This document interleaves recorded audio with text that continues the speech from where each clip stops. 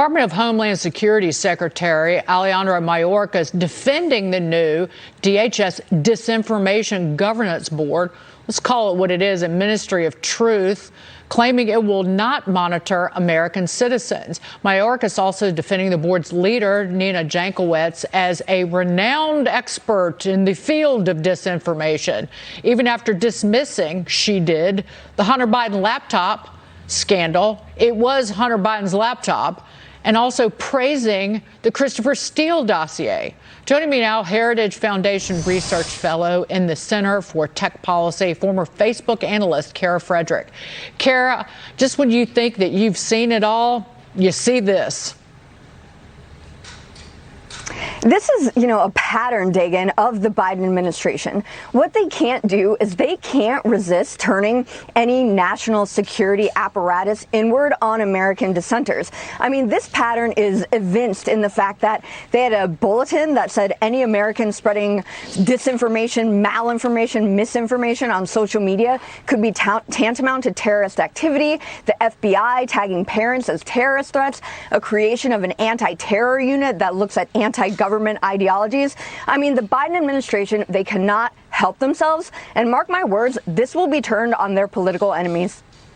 It will. The Wall Street Journal has an editorial about it today, and they write, no doubt there's some utility in telling migrants from Haiti that they will be deported if they seek to cross into the Mexican border.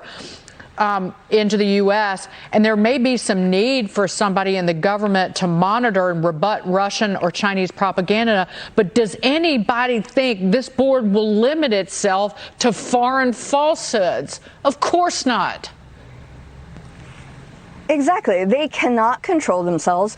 They've demonstrated that they cannot control themselves over the course of even the past few months alone. And like you said, there are genuine threats, legitimate Russian misinformation, foreign malign influence campaigns, et cetera, CCP propaganda. Yes, but it looks like right now they're looking at Americans and what Americans have to say about COVID-19, about the efficacy of masks. Mayorkas couldn't even say where people on the terrorist watch list ended up in the United States.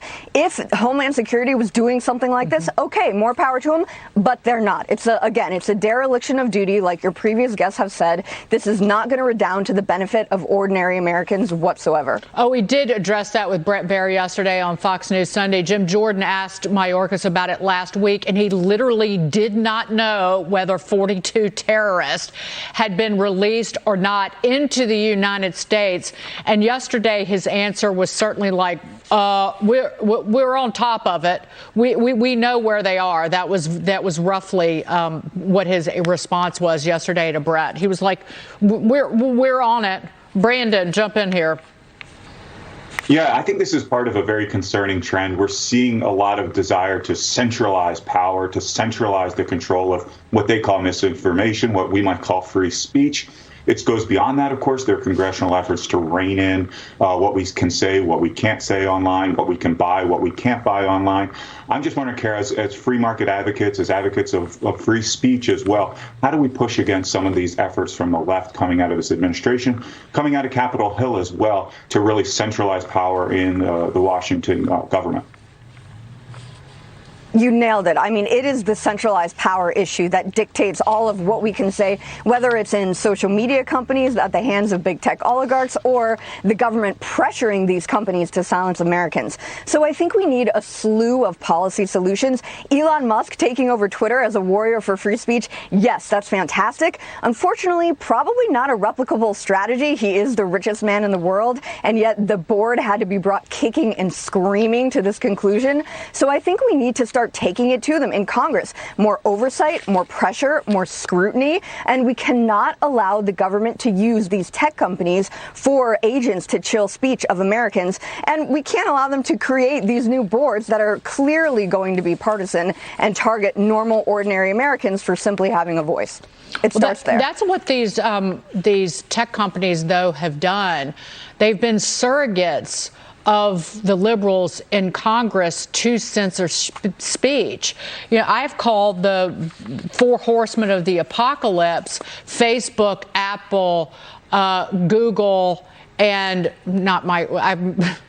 Facebook, Apple, Google, Amazon.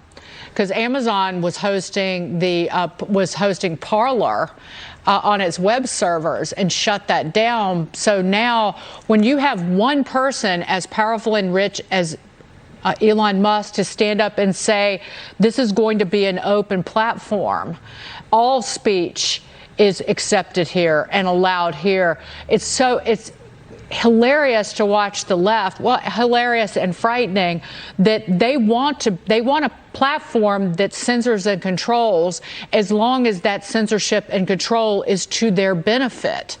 And the more power and control the left loses, that the clatterbags that say CNN lose, the louder and more desperate they get.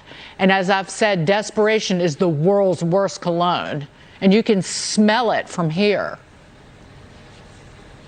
Oh, exactly. And that's why they've trained all their fire on Elon Musk. And you mentioned Amazon Web Services. Super interesting. Twitter runs on Amazon Web Services. So Elon's got to be careful. They're still vulnerable to something that potentially happened to Parler. If Jeff Bezos, who's been very critical of this move by Elon, if he decides, yep, we want to pull the rug out from under him too. But you also have to remember the midterms are right around the corner. And it looks like the left is so angry now because they apparently have lost another vehicle for censorship. They don't want any breaking of this ideological monopoly that these big tech platforms compose in America. So they're screeching and screeching as they're melting away, and their relevance is going to be broken. If this is the chink in the leftist armor against free speech, great. But they really don't want to give it up, and we saw that last week. Kara Frederick, thank you so much for being here. Great to see you.